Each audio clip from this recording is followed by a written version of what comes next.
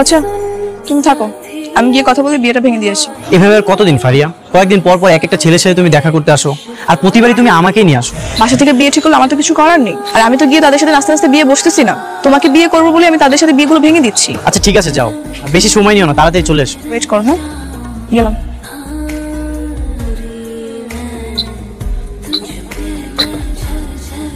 আপনি তো ফারিয়া, তাই না? হ্যাঁ, আপনি তাশরিফ? হ্যাঁ, বসেন।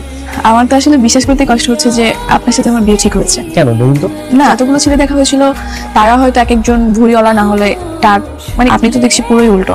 আমি চাচ্ছি যে বিয়েটা করে খুব তাড়াতাড়ি মাকে সারপ্রাইজ দিতে। ফারিয়া, যেভাবেই হোক এই বিয়েটা কিন্তু তোমাকে ভেঙে দিতেই হোক। আমি আপনাকে বিয়েটা 6 মাস পরে করতে চাচ্ছি আর কি। তোমার জন্য না হয় কয়েকটা দিন অপেক্ষাই করলাম। আমি তাহলে আজকে উঠি। এত সময় লাগলো যে? এর আগে তো এত সময় লাগেনি। হুট করে তোর কথা বলার মাঝখানে বিয়ে ভাঙার কথা বলা যায় না, সিচুয়েশন ক্রিয়েট করতে হয়। ঠিক আছে, তোমার যা ইচ্ছা তুমি তাই করো। চলো এবার। চল।